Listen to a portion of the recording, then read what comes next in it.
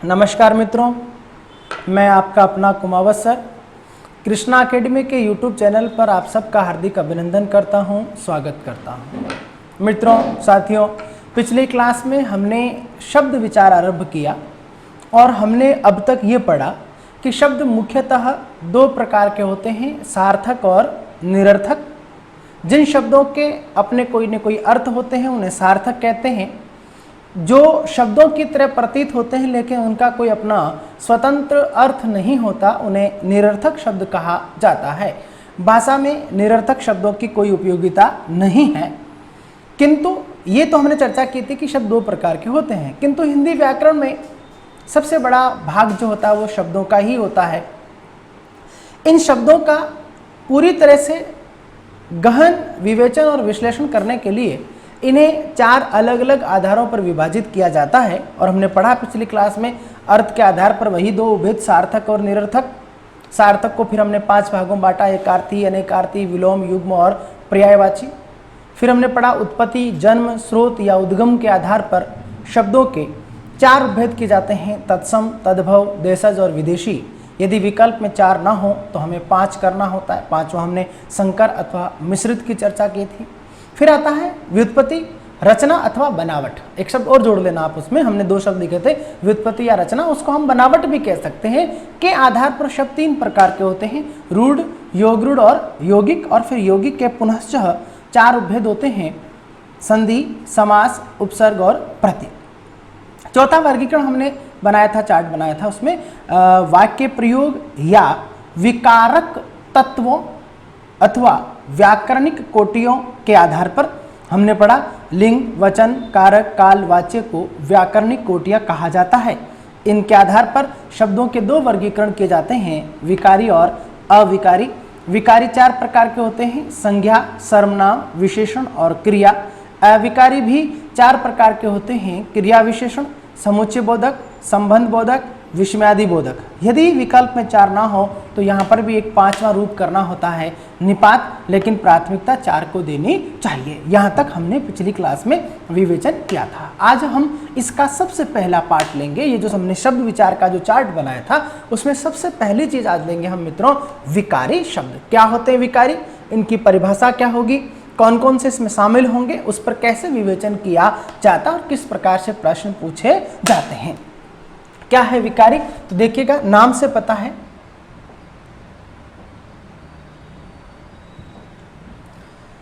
शब्द बनता है विकार धन ई से।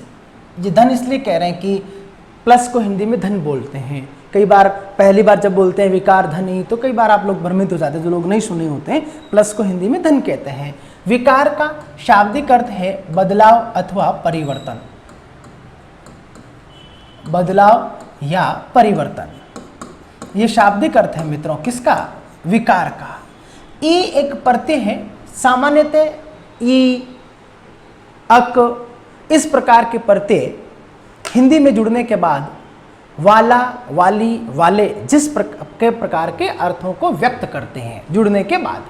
सदैव ऐसा हो यह आवश्यक नहीं है, परंतु सामान्यतः ई और अक जैसे प्रत्यय किसी मूल शब्द के अंत में जुड़ते हैं तो प्राय वो उस शब्द के पूर्व अर्थ के साथ वाला, वाली, वाले जैसे शब्दों के अर्थ का बोध कराने लग जाते हैं। तो यहाँ वो अर्थ हुआ वाला, वाली, वाले। वाला कह दें, वाली कह दें, वाले कह दें, ये जेंडर पर डिपेंड करेगा। तो विकार प्लस ई से शब्द बना विकारी। स्पष्ट है, अगर अर्थ के आधार पर इसको मैं देखूं तो विकारी का अर्थ हुआ बदलाव वाले, बदलाव वाले। बदलाव वाले का मतलब है कि जो बदलते रहते हैं, यही अर्थ हुआ। अब बदलते रहते हैं तो स्वाभाविक है कि कोई बदलेगा तो उसे कोई बदलने का काम करेगा, यानी एक बदल रहा है और एक बदलाव ला रहा है। एक में परिवर्तन हो रहा है, एक परिवर्तन ला रहा है। ये जिनमें परिवर्तन होता है यही हम पढ़ रहे हैं, विकार प्लस ई, बदलाव, परिवर्तन वाले, यानी जिन शब्दों में परिवर्तन होता है, जिन शब्दों में परिवर्तन हो उनको हम क्या कहेंगे, विकारी कहेंगे। ये इसका शाब्दिक अर्थ है। अब प्रश्न है कि परिवर्तन कैसे होता है। तो हमने जब विकारी का वर्गीकरण आरंभ किया तो हमने कहा विकारी और अविकारी जो वर्गीकरण आप कर रहे हैं वो वाक्य प्रयोग के आधार पर कर रहे हैं, यानी कि वाक्य में प्रयोग करने के बाद जिन शब्दों की स्थिति में परिवर्तन होता रहता है उसका जो परिचय है उसमें हम परिवर्तन कर सकते हैं, परिवर्तन देखने को मिलता है। या फिर हमने कहा विकारक। अब विकारक क्या है, हमने पिछली क्लास में पढ़ा, एक बार मैं समझा रहा हूं। शब्द बनता है विकार प्लस अक से,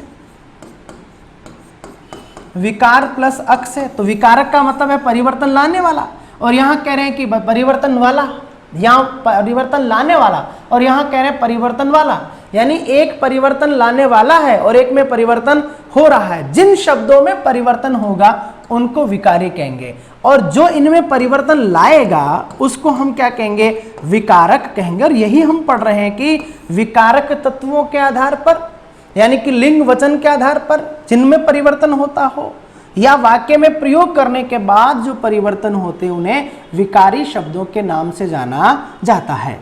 हम यूं कह सकते हैं, जिन शब्दों पर लिंग, वचन, कारक, काल, वाच्य जैसे विकारक तत्वों का प्रभाव पड़ता है, अर्थात ऐसा शब्द जिसका हम लिंग, वचन, कारक में से कोई भी एक तत्व निर्धारित कर सकें, ऐसे शब्दों को विकारी शब्दों के नाम से जाना जाता है। इसीलिए तो हम कह रहे हैं कि विकारक तत्वों के आधार पर, यानी जिन पर विकार का प्रभाव पड़ जाएगा वो विकारी है। व्याकरणिक दृष्टि से हम यूं कहेंगे, ये तो इसका अर्थ हुआ। परिभाषा हम क्या कहेंगे, परिभाषा ये होगी विकारक की, विकारी क्या होंगे, ये इसकी परिभाषा होगी।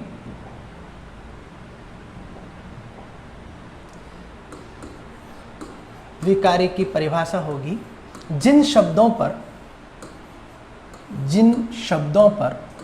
मैं बोर्ड पर लिख रहा हूं ताकि आप लोग जब पढ़े आराम से इसको लिख भी सकें, जिन शब्दों पर व्याकरणिक कोटियों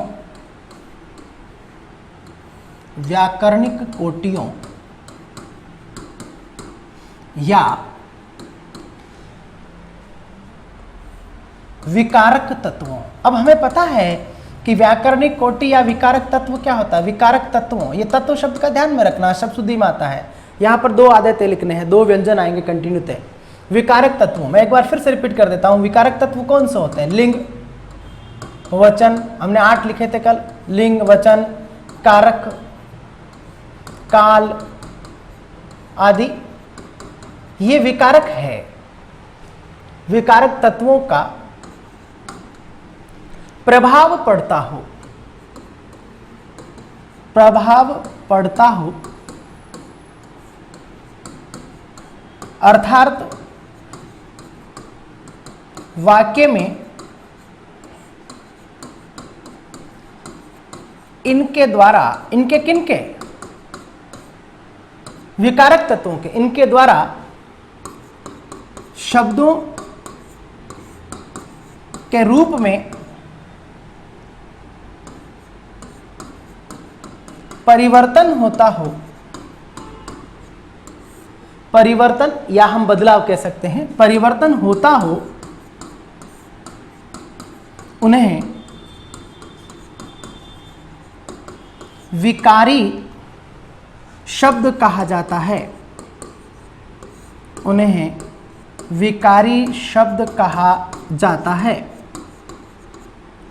यानी कि ऐसा शब्द जिसके लिंग, वचन, कारक, काल, वाच्य में से किसी एक तत्व को, हो सकता है एक से अधिक हो सकते हैं, हम आगे चल करके पढ़ेंगे कि संज्ञा के विकारक तत्व कितने होते हैं। ये प्रश्न पूछा था कि संज्ञा के विकार कितने हैं, संज्ञा के विकारक तत्व कितने होते हैं, संज्ञा पर को प्रभावित करने वाली व्याकरणिक कोटियों की संख्या बताइए, संज्ञा के साथ सर्वनाम की बताइए, विशेषण की बताइए, क्रिया की बताइए। सबकी अलग अलग होती है, किसी में 3 है, किसी में 2 है, किसी में 5 है। अलग अलग तरह से हम इसके रूपांतरण करते हैं। हम प्रत्येक चीज को पढ़ेंगे। हम इसको अपनी स्थानीय भाषा या अपने प्रारूप में कैसे समझें। व्याकरणिक परिभाषाएं आपको आनी चाहिए, व्याकरणिक नए नए शब्दों का परिचय आपको होना चाहिए, लेकिन समझिए कैसे। इसके लिए सरल तरीका है कि अगर आपके पास कोई शब्द दिया है और फिर आपसे पूछ ले कि निम्नलिखित में से कौन सा विकारी शब्द है और कौन सा अविकारी है। देखिए विकारी का कौन सा भेद है, संज्ञा, सर्वनाम, यहां नहीं जा रहे हैं हम, तो केवल अभी ऊपरी तौर से चर्चा कर रहे हैं। क्योंकि अभी हम केवल विकारी पढ़ रहे हैं। मान लीजिए यहीं से आपसे प्रश्न पूछ लिया कि निम्नलिखित में से विकारी शब्द का चयन कीजिए, या निम्न में से कौन सा विकारी नहीं है। अब कैसे तय करोगे? आपके सामने उसने 4 शब्द रख दिए, कौन सा विकारी है और कौन सा विकारी नहीं है, या कौन सा अविकारी है कौन सा अविकारी नहीं है। इस बात का कैसे निर्धारण करेंगे, इसका उत्तर हम तय करेंगे। तो उसका सरल प्रारूप, सरल तरीका यही है मित्रों कि उन शब्दों को ही विकारी कहा जा सकता है जिन शब्दों के लिंग, वचन, कारक, काल, वाच्य में से कोई एक तत्व आप तय कर सको, निर्धारित कर सको, उसे आप विकारी कहोगे। जैसे मान लीजिए मैं आपके सामने 4 शब्द लिख रहा हूं, अरे यार, जैसे मान लीजिए मैंने 4 शब्द लिखे, राम,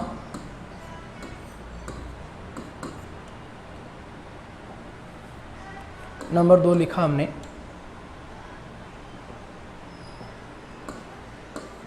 गया, नंबर 3 लिखा हमने अच्छे, और नंबर 4 मैंने लिखा एवं।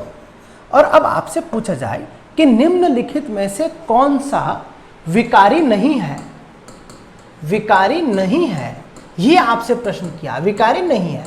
देखिए, एक तो मैं 4 इनके भेदों के नाम लिखता, 2 प्रश्न है, मान लीजिए इस तरह भी लिख दिया, संज्ञा, क्रिया, 2 प्रश्न साथ साथ हम बना लेते हैं, विशेषण,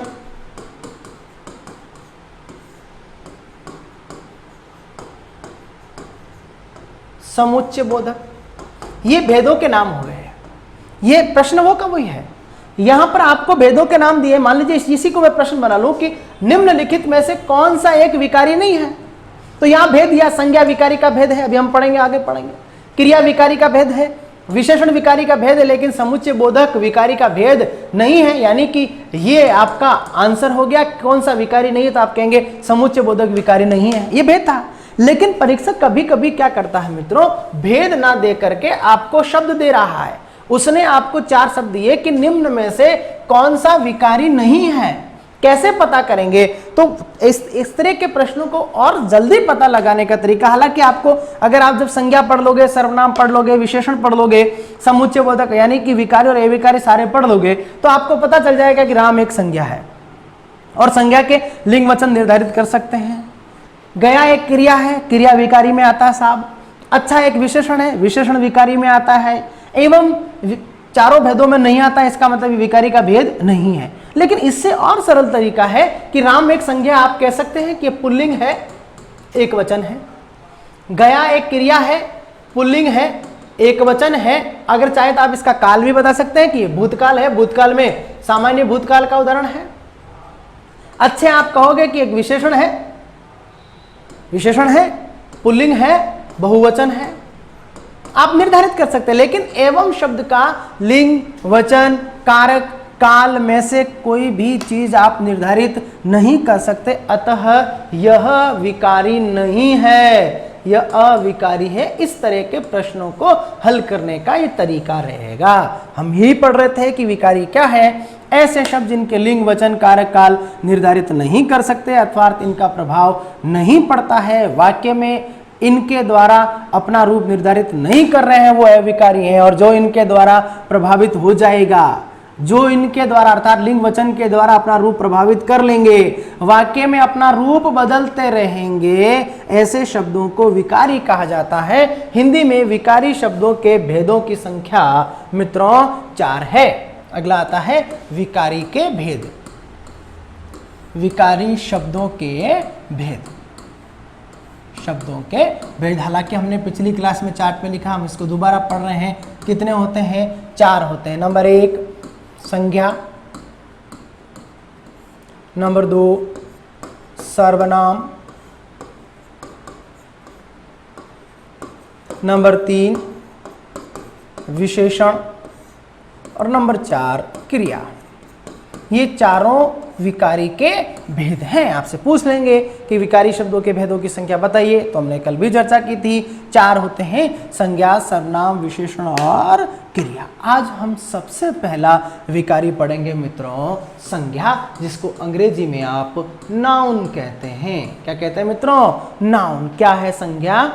सबसे पहला भेद हम शुरू करते हैं मित्रों, संज्ञा। सबसे पहला विकारी संज्ञा, अंग्रेजी में आप इसको नाउन कहते हैं, NOUN, नाउन। संज्ञा क्या है? संज्ञा, संज्ञा के विकार कितने होते हैं, ये बात हम संज्ञा प्रकरण पूरा करने के बाद पढ़ेंगे। अभी हम पढ़ रहे हैं संज्ञा। क्या है संज्ञा? संज्ञा की परिभाषा जानने के लिए रटने की आवश्यकता नहीं, जो क्योंकि अब आपका स्तर बढ़ चुका है। पहले आप रट लेते थे, किसी वस्तु व्यक्ति के नाम को संज्ञा कहते हैं, हमें यह पता नहीं होता कि क्यों उसके नाम को कहते हैं। ये बात सीखेगा कि संज्ञा है क्या। देखिए, हिंदी में संज्ञा शब्द का निर्माण सम एक उपसर्ग है, तत्सम उपसर्ग होता है, संस्कृत का उपसर्ग है जो हिंदी में भी प्रयोग होता है, जिसका अर्थ होता है समान या बराबर।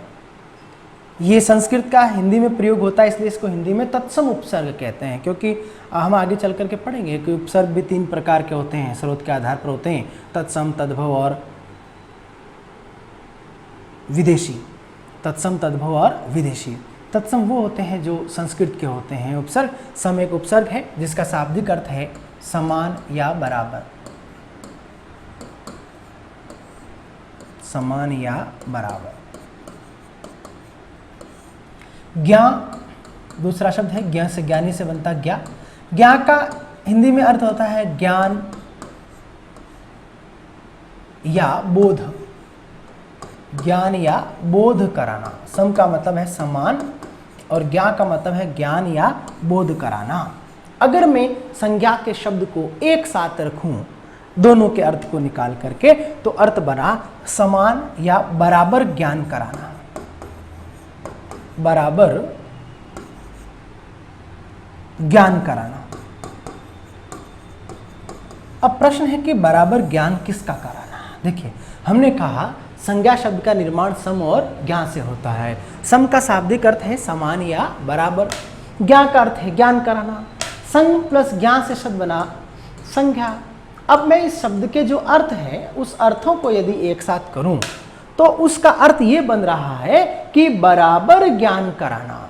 अब प्रश्न है कि बराबर क्या ज्ञान कराना? तो मित्रों, इस जगत में, इस प्रकृति में, इस संसार में जो कुछ पाया जाता है वो कैसा है? वो जैसा है उसके वैसे ही होने का, तभी तो बराबर कह रहे हैं। जो जैसा है वैसा ही, तभी बराबर कह रहे हैं कि बात बराबर है, चीज बराबर है, यानी जैसी है वैसी है। अर्थात इस जगत में जो कुछ पाया जाता है, सामान्यतः हम जगत और प्रकृति संसार में 2 प्रकार की चीजें देखते हैं, सजीव और निर्जीव। निर्जीव में सब कुछ आ जाएगा, सजीव में प्राणी आते हैं, मनुष्य हो सकते हैं, पशु पक्षी हो सकते हैं।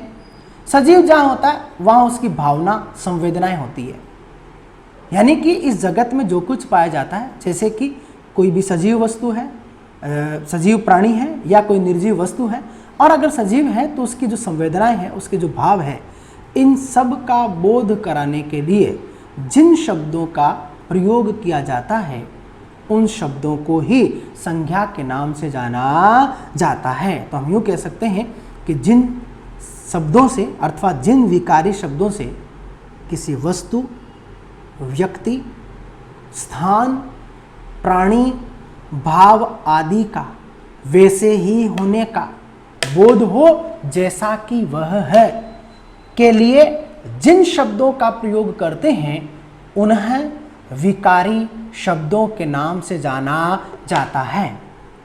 यानी कि कोई भी वस्तु, कोई व्यक्ति, कोई प्राणी, कोई स्थान अपने आप में संज्ञा नहीं होता, बल्कि उस वस्तु का, उस व्यक्ति का, उस प्राणी का हम बोध करने के लिए, हम ज्ञान प्राप्त करने के लिए जिस शब्द का हम प्रयोग करते हैं, जिस शब्द का हम इस्तेमाल करते हैं, वह जो शब्द है, उस शब्द को विकारी शब्द अथवा विकारी में संज्ञा शब्द के नाम से जाना जाता है। जैसे मान लीजिए मेरे हाथ में ये पेन है, ये एक घड़ी है, ये जो वस्तु है, ये जो पेन है, ये आप जो इलेक्ट्रॉनिक बोर्ड देख रहे हैं जिसके माध्यम से आप अध्ययन कर रहे हैं, ये क्या है?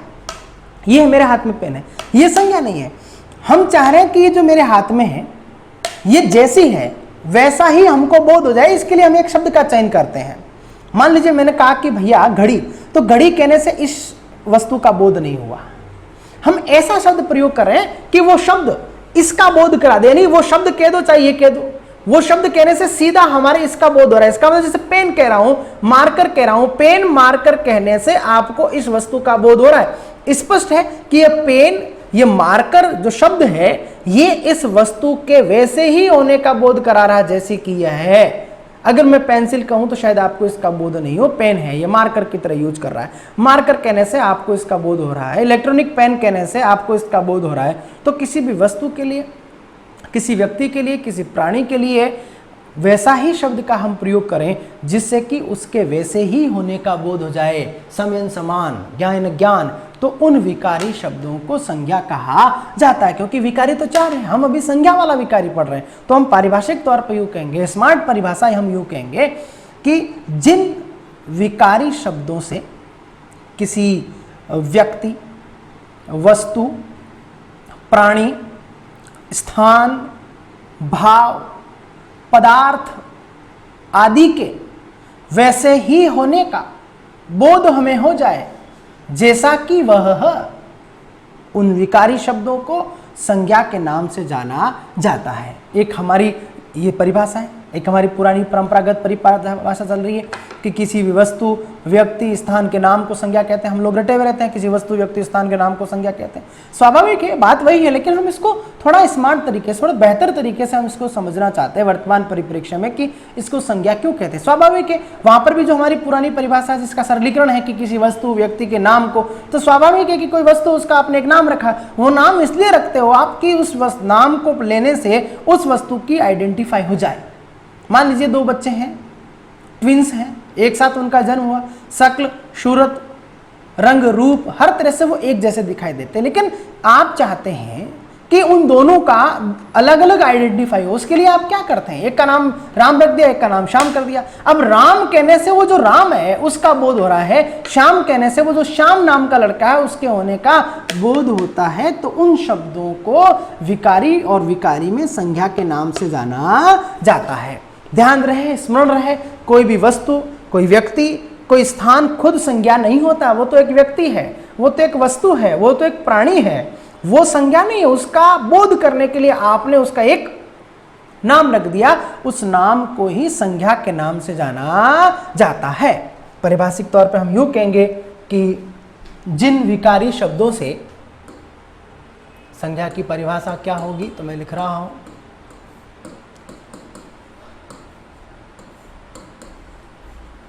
जिन विकारी शब्दों से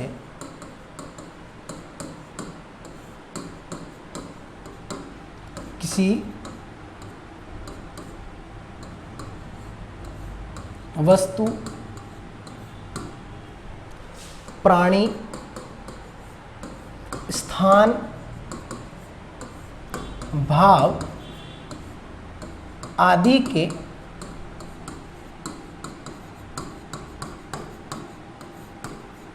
वैसे ही होने का बोध हो जैसा कि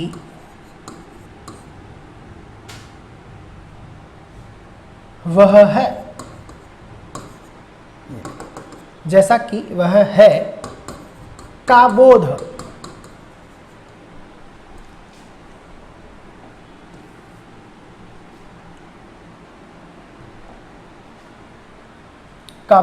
कराने के लिए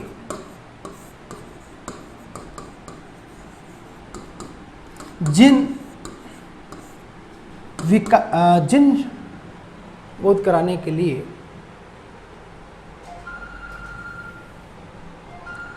प्रयोग किया जाता है,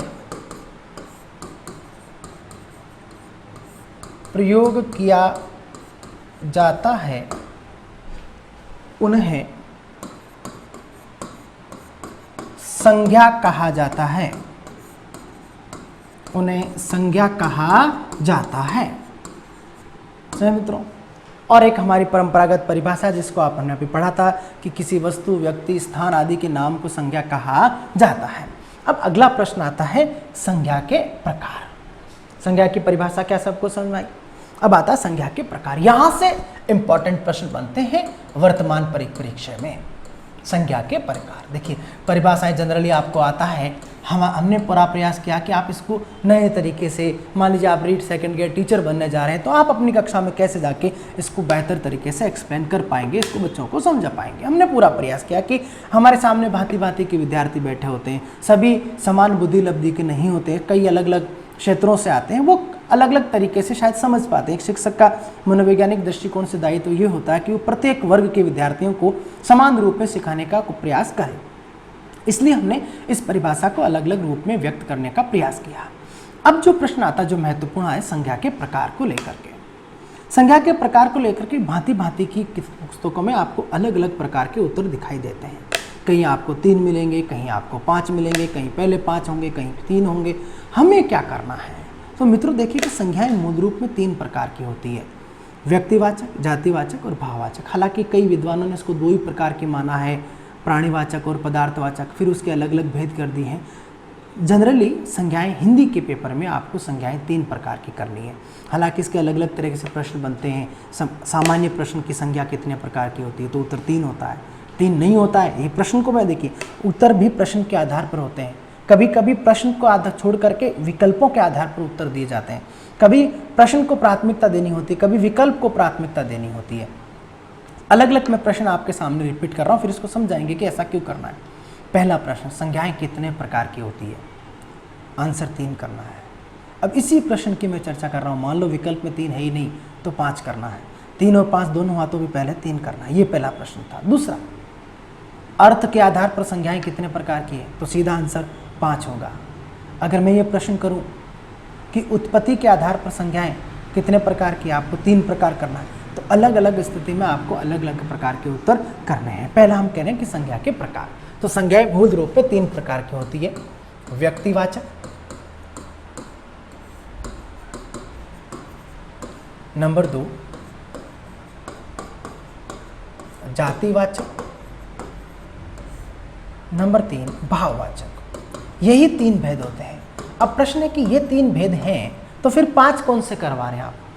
देखिएगा, अंग्रेजी में आप इसको प्रॉपर नाउन कहते हैं, इसको आप कॉमन नाउन कहते हैं, इसको आप एब्स्ट्रैक्ट नाउन कहते हैं।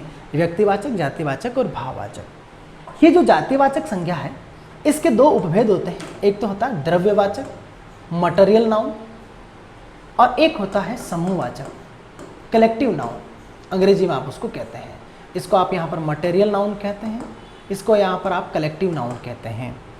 कुछ विद्वान क्या करते हैं, ये जो द्रव्यवाचक और जो समूहवाचक 2 संज्ञाएं हैं, इन उपभेदों को स्वतंत्र भेद मान लेते हैं। अब जब स्वतंत्र भेद मानते हैं तो नंबर 1 हुआ व्यक्तिवाचक, नंबर 2 हुआ जातिवाचक, फिर आप पहले चाहे द्रव्य समूह रख लो, बाद में रख लो, लेकिन 3 और 2 कितने हो गए? 5 हो गए। अब प्रश्न है कि साहब हमें क्या करना? तो मित्रों, साथियों, आपको संज्ञा का प्रश्न पूछे तो आपको सामान्य प्रश्न की चर्चा कर रहा हूं कि मूलतः संज्ञाएं कितने प्रकार की होती है, तो आपको उत्तर 3 ही करना है। 3 नहीं हो तब 5 करना है। 3 और 5 दोनों हो तो पहले 3 को चुनना है, क्योंकि ये कुछ विद्वानों का मानना है कि अपने आप में अलग भेद होने चाहिए। वास्तव में द्रव्यवाचक और समूहवाचक, जातिवाचक के ही उपभेद होते हैं, और ऐसा कई बार होता है। मान लीजिए जैसे मैंने कहा चांदी। अब चांदी कैसी संज्ञा? तो आप द्रव्यवाचक करोगे। कई बार क्या होता है, विकल्प में द्रव्य और जाति दोनों है, तो पहले आप द्रव्य करोगे क्योंकि चांदी मूल रूप में आपको द्रव्य दिखाई दे रहा है। लेकिन कभी कभी ऐसा भी हुआ है कि विकल्प में द्रव्य था ही नहीं। चांदी कौन सी संज्ञा है? व्यक्ति, जाति, भाव कोई नहीं, या कोई कैसे नहीं है? क्योंकि हमेशा जब भेद और उपभेद होते हैं तो प्राथमिकता उपभेद को दी जाती है, निकटतम उपभेद को। लेकिन जब निकटतम उपभेद नहीं होता तो उसका मूल भेद बतलाया जाता है। अब मान लीजिए चांदी कौन सी संज्ञा है, आपसे पूछ लिया कि द्रव, समूह, जाति, व्यक्ति, तो आप पहले द्रव करोगे क्योंकि निकटतम है। लेकिन मान लीजिए कभी कभी विकल्प में द्रव नहीं हुआ और फिर पूछ लिया कि चांदी कौन सी संज्ञा है, तो आप जातिवाचक करते हैं। और ऐसा होता रहा है, कई बार एग्जाम में ऐसे प्रश्न आए कि इसी शब्द को कई बार जो है दूध, दही, घी, छाछ हम पढ़ेंगे आगे जाकर के। मैं एक शब्द ले रहा हूँ आपके सामने, चांदी। इसी शब्द को कई बार द्रव्य जांचा और कई बार इसको जाति जांचा, लेकिन बच्चों को वहाँ एक कन्फ्यूजन ये रहता है कि कई बार उसने देख लिया कि एक विकल्प में जाति था, फिर दूसरे में द्रव आ गया। बच्चा अच्छा वहाँ जहाँ द्रव था वहाँ जाति भी था, बच्चा सोचता है इसका मतलब ये आंसर यहाँ पर गलत हो गया है। भाई वहाँ पर द्रव्य इसलिए जांचा गया था कि वो विकल्प था, लेकिन जब द्रव नहीं होता है तो जाति ही करना है। इसीलिए हम कह रहे थे कि संज्ञाएं मूल रूप में कितने प्रकार की होती है, तो आपका उत्तर होता है 3, 3 नहीं है तो 5 करना है। 5 कौन सा करना? द्रव्यवाचक और जो समूहवाचक हैं, जातिवाचक के उपभेद हैं, कई विद्वान इनको स्वतंत्र भेद मानकर संज्ञाओं की संख्याएं 5 कर लेते हैं। अब हम सबसे पहला पढ़ेंगे मित्रों व्यक्तिवाचक संज्ञा। क्या है व्यक्तिवाचक संज्ञा? इस पर हम चर्चा मित्रों अगली क्लास में करेंगे। आज के लिए इतना ही। जय हिंद, जय भारत, वंदे मातरम। हो गया आधा घंटा।